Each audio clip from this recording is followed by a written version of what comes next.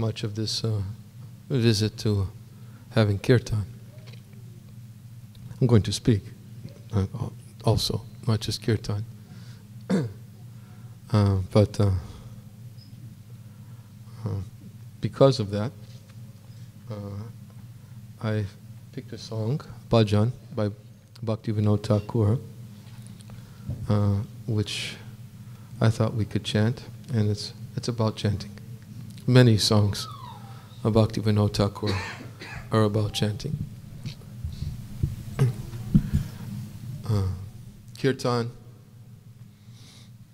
is a very joyful process for self-realization.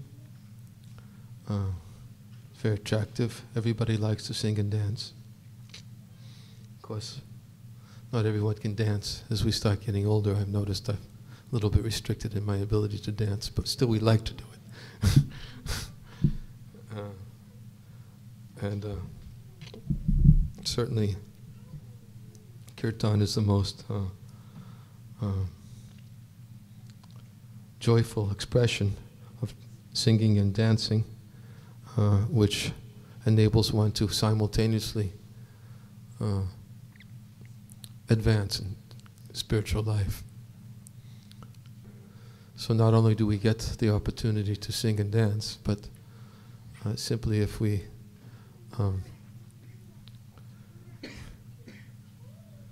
chant Krishna's name in our singing and dancing, then everything else comes for advancement in spiritual life. Prabhupada certainly emphasized right from the very beginning, when he established the Krishna consciousness movement in the West, that the central function, the central activity of our movement was chanting Hare Krishna, as he himself taught by his own example, going out to Tompkins Square Park with a little bongo drum, sitting by himself and doing the same thing that he did every place he traveled thereafter for the following 12 years, while establishing the Krishna consciousness movement. Prabhupada was very joyful, not just to himself to chant, but he was very joyful when he would see others chanting and dancing. I can say from confidence, because I saw that Prabhupada's happiness myself, personally witnessed it many times in different Rath Yatras, in New York Rath Yatra, Philadelphia Rath Yatra, and in Mayapur, in Vrindavan. These are places where I had seen Srila Prabhupada. Mayapur especially, I got to see Prabhupada's ecstasy, we'll call it,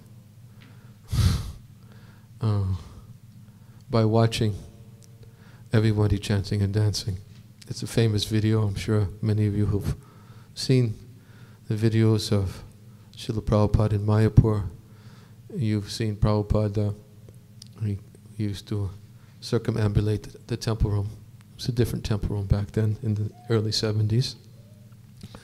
But Prabhupada would walk around while we're circumambulating Radha Madhava. He would stop at the big bell in the temple room, and he would pull the bell slowly, and with one hand and with his other hand he would raise his hand like this to tell the devotees to jump higher.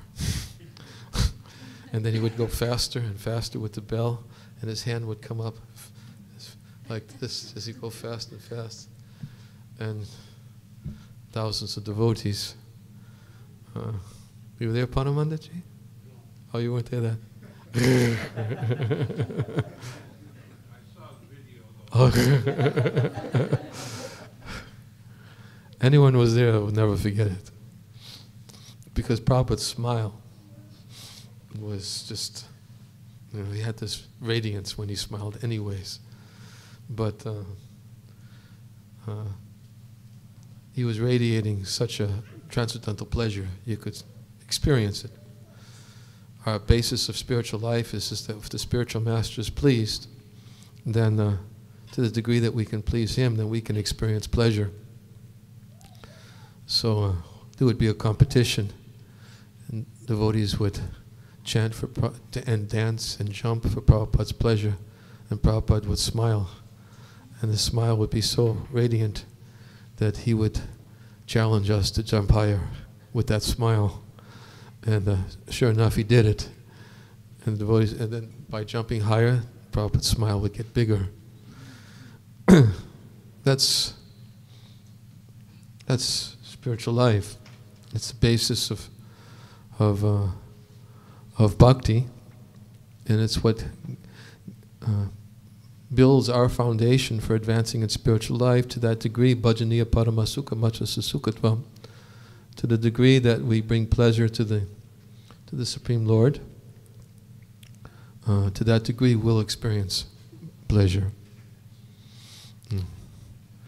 And of course, if we're motivated for pleasure, this is not for ourselves.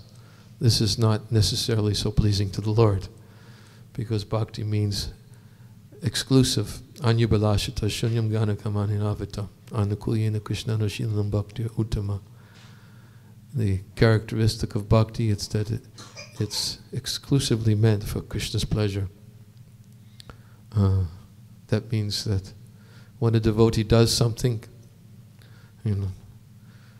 just like when the gopis, because they are trying to please Krishna, bring Krishna pleasure, when the gopis are dressing very nicely and decorating their face, someone may think, well, why are the gopis so absorbed in decorating their face and dressing nicely? Because their only thought is Krishna's pleasure. Same with the cowherd boys and all the residents of Vrindavan. Their only thought is Krishna's pleasure. And there's no sense of vanity, there's no sense of selfishness in anything that they do. It's a continuous stream of devotion, freed from any personal motivation. And when the Lord is pleased by that desire to please Him, exclusive desire, because He is Govinda, He is one who gives pleasure to the senses. He's one who gives pleasure to ourselves. He's the reservoir of pleasure. I remember that phrase was very attractive to me when I first came. Dara Krishna mentioned in 1973. It was the end of 1972, maybe beginning of 1973. Our movement published Prabhupada's lecture. It was called The Reservoir of Pleasure. And it was a little pamphlet. And we didn't have any books at that time for distribution. We just had Reservoir of Pleasures, ROPs, we called them. And we had boxes and boxes of them. And we'd go out and distribute. I remember it was very intriguing, the phrase reservoir of pleasure. Very attractive to me and to many, who would get a picture and would look at a beautiful picture of Krishna on the front cover. And his beauty was so captivating. Some brings to mind. I don't want to digress, but actually I just thought of something in this connection. It's really, really connected to the topic, since I happen to have it right here. I wanted to read this.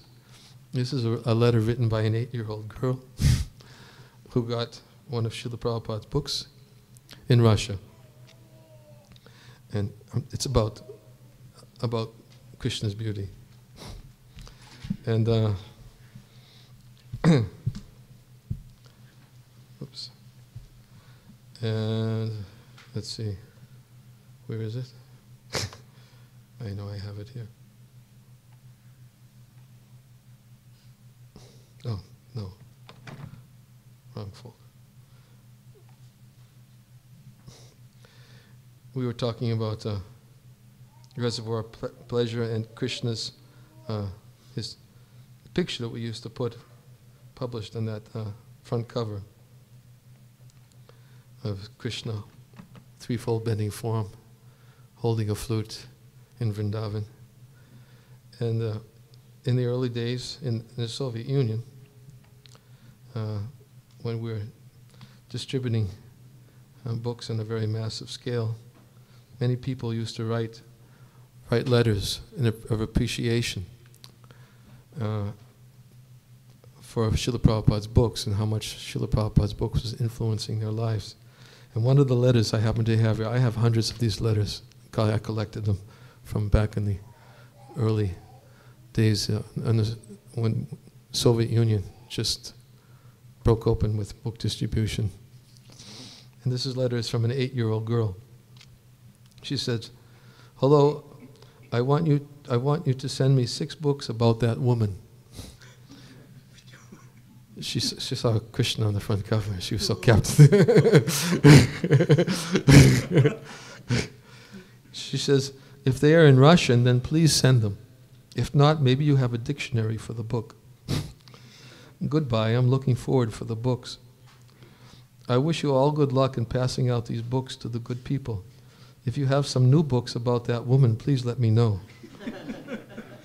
I like her image and her beauty is unsurpassed. Please give my sincere regards to all, for I know how difficult it is to send out these books." Captivated by Krishna's beauty. There's more. Maybe one day I'll read some more of these letters in the course of the next few days when we start talking about Srila Prabhupada's books and about book distribution. Maybe we can read more of these letters. But anyways, Krishna is, we know, very beautiful, and we were saying how the residents in Vrindavan, whatever they do, their exclusive motivation is not concerned about their own beauty. They're not concerned about their own enjoyment for their own pleasure. But whatever they do, they increase Krishna's pleasure. When Krishna's pleasure is increased, then Krishna becomes more beautiful. So we were speaking about how kirtan was very pleasing to Srila Prabhupada. And of course, Prabhupada, many things could make him smile because he was always emphasizing so many aspects in spreading Krishna consciousness. But definitely, wherever he would go, he was chanting, and he was very happy to see the devotees dancing. And he would oftentimes speak about this in his interviews, when he was interviewed by television reporters. I remember also in New York, I was once there in LaGuardia Airport when Prabhupada was interviewed by a television reporter. And Prabhupada was speaking about how he's changed these American boys and girls. They've become so happy they've become lovers of God, and they're simply, all they are doing is chanting and dancing and taking Krishna prasadam. I think that was also the interview where Prabhupada was talking to the woman reporter, and who wanted to know Srila Prabhupada's position about women. But that's another whole topic. She was challenging Prabhupada. I remember that in that particular. But Prabhupada was always speaking about devotees chanting and dancing and speaking about his books. So, therefore, kirtan, when we're chanting, we should be thinking, although it brings us pleasure, it makes us happy, there's a special pleasure, there's a special happiness when we're actually not thinking about our own pleasure and our own happiness. And sometimes, under certain circumstances, we may have to change our psychology, especially sometimes if we chant and have kirtan for many hours. We do this, and this is why I'm talking about this, because I noticed that Dara Krishna mentioned on Sunday we're going to have kirtan for 6 hours. And when you're sitting and you're chanting, or standing and dancing and chanting for 6 hours, at some point you start thinking, well, maybe there's something else to do. But then when you start thinking, well, actually this is not for my pleasure, this is for glorification of the Lord, it's for Srila Prabhupada's pleasure, makes him smile, makes Radha Gopi Ballava smile, makes Lord Chaitanya smile. And when you start thinking that way, then what happens is you want to stay longer. And sometimes we have kirtans. Of course, I think it's become very popular now here in America. Devotees are having 24-hour kirtans. But when I go and we have kirtan with devotees in the former Soviet Union, we always, in the evenings, sometimes we'll have kirtans for 4, 5, 6 hours. And after that, you'd think everybody would be tired, but Gangam Bapad knows what. Kirtan, kirtan, kirtan. They don't want to stop. That's what happens when you start going for some time and you start getting used to it. Then you want more. Because you have to change your mentality. This is not for my pleasure. It's for the pleasure of Prabhupada. It's for the pleasure of deities. I even have a similar experience. And devotees who distribute books, I know who have this experience, because I distributed Srila Prabhupada's books for many, many years. And sometimes it would be, not sometimes, all the time practically, in the beginning. It would be very difficult to distribute books for, we were in those days distributing 10 hours, 12 hours a day. And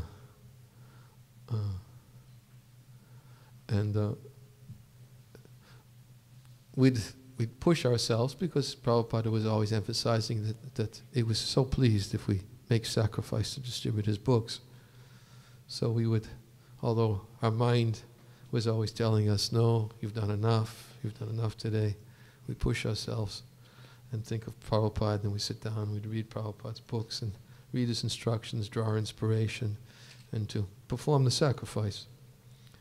And inevitably, after so many hours, like 8 hours or something like, towards the end of the day, you'd think after 8 hours, 10 hours, you'd thinking, well, it's time to call it a day.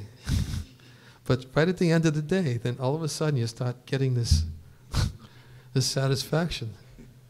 I had an experience of standing out, and sometimes on the weekends we distribute for 14 hours, and I get dropped off, and I'd be waiting and waiting. When's the vehicle going to come and pick me up? And then I'd be thinking, I hope I'm the first to be picked up. And then all of a sudden, at the end of the day, you start feeling like you performed a sacrifice, you did something for several hours, you thought of Srila Prabhupada, you're doing it for his pleasure, and then when the truck or the vehicle's coming to pick me up, I'm going over and telling them, no, go pick everybody else first. And come back and get. That's how everybody felt. Towards the end of the day, when you did the sacrifice, Krishna's pleased. And Prabhupada's pleased. Same thing with kirtan.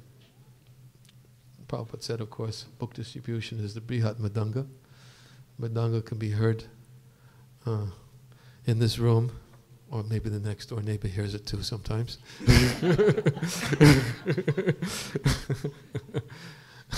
But there's a limit to how much farther Madanga can go. But Prabhupada said that his book distribution was the Brihat Madanga, the greater Madanga. He says, because you can beat this drum and it could be heard all over the world. The kirtan could be heard all over the world. And kirtan means glorification of the Lord. So whatever form of kirtan that we perform, whether it's chanting, or distributing books, or speaking about the Lord, if we try to do it for the Lord's pleasure, and if we're going to have a lot of kirtan this weekend, then we should try to invite everybody to come and take part in our kirtan for 6 hours on Sunday, and try to stay as long as you can. And if your legs start hurting you, or stand up and dance. And if your legs start hurting you from dancing, then sit down. And I promise you that if you do it, there's something special in performing yajna, sacrifice for the Lord's pleasure, and putting aside our own personal conveniences, our own personal comforts, to bring pleasure to the Lord. There's so many verses in the scripture which speak about how the Lord is pleased by Sankirtan Yajna. Yajna Sankirtana Prayaya Janti Sumedasa.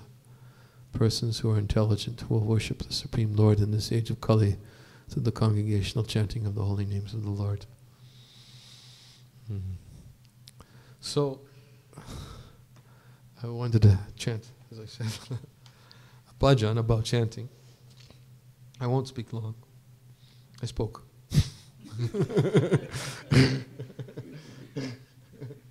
I'll speak more, but I only have a few copies, but I think there's still enough to go around.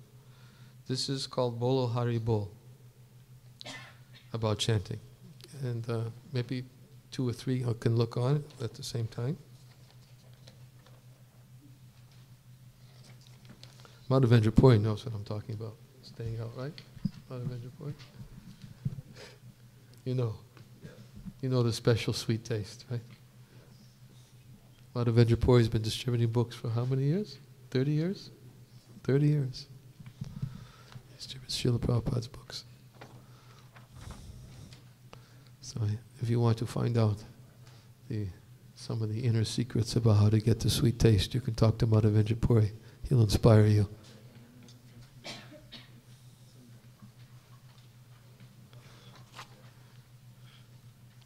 So, Bhaktivinoda Thakur, we'll read the translation and then we'll chant it.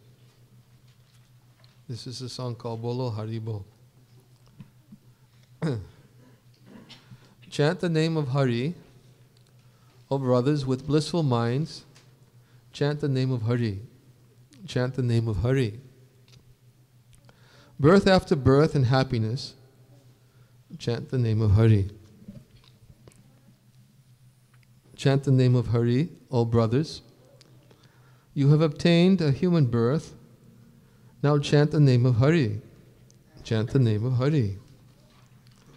Whether you are in happiness or distress, chant the name of Hari. Chant the name of Hari, O brothers. Whether in prosperity or misfortune, chant the name of Hari. Chant the name of Hari. Whether you live at home or in the forest, chant the name of Hari. Remaining in this material world for Krishna's purposes, chant the name of Hari. Chant the name of Hari, O brothers. Give up the association of non-devotees and chant the name of Hari. Chant the name of Hari, falling at the feet of the Vaishnavas, chant the name of Hari. Chant the name of Hari, chant the names of Gora and Nityananda, chant the names of Gora and Gadadhar, chant the names of Gora and Advaita. If I was going to extract the essence, because Bhaktivinoda Thakur says whether you're happy, or whether you're sad, whether you're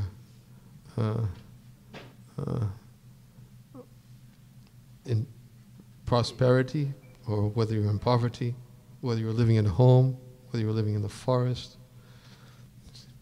He's giving so much criteria, whatever condition of life is. The essence is there's no excuse. Chant the name of Hari.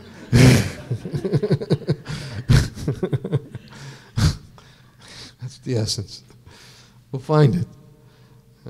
Many people will find excuses, too busy, not enough time, so many other things to do. What does this do anyways? I could be using my time for more important things. But actually, for one who really understands the nature of Krishna's name, how it's non-different from Krishna, and how Krishna so very kindly manifested himself in his name so that we can become purified and realize our constitutional spiritual nature. All his potencies are invested in his name because his name and himself are non-different. So one who understands a little bit about the glories of the holy name, then they understand that it's important to find the time to chant. So that's what Bhaktivinoda Thakur is saying here. Don't look for excuses. Whatever condition of life you are in, just chant. And your life will become perfect. So let's chant this bhajan. It's very easy, it's not a very difficult bhajan. If you can follow along with me. Does everybody have? Why is there still some? Oh, these are blank sheets, that's why.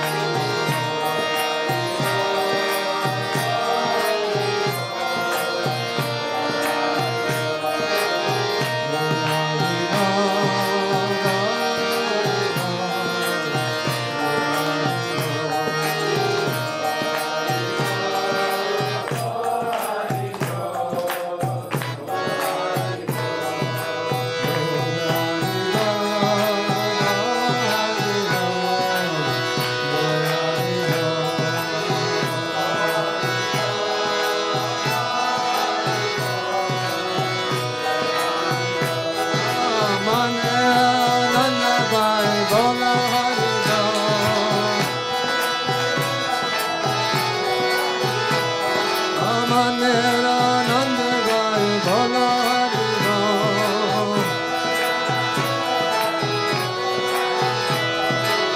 बोलो हरि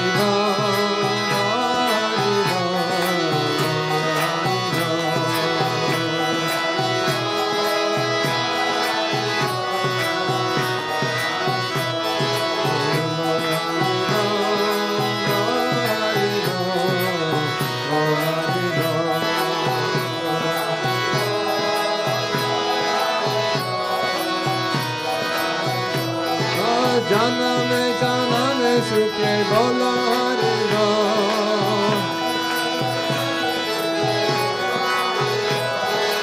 जन्म जन्म सुखे बोलो हरि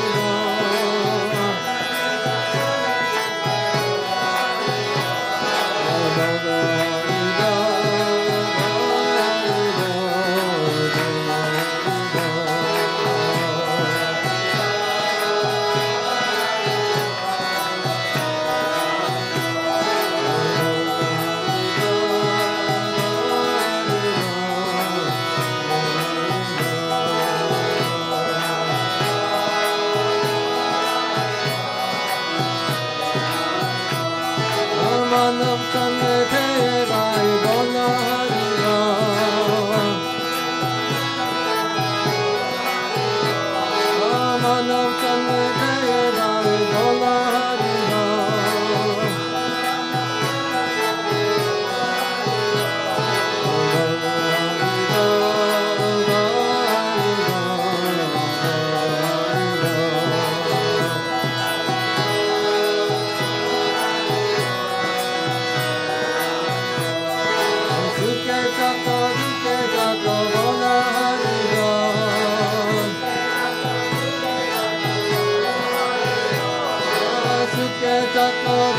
जाको बोलो हरि बोल।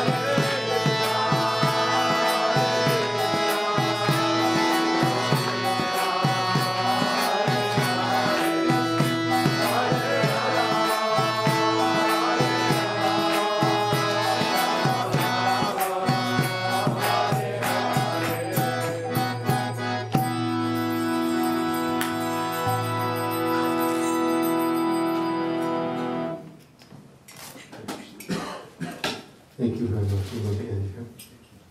And I think it's time for prasad. Yeah.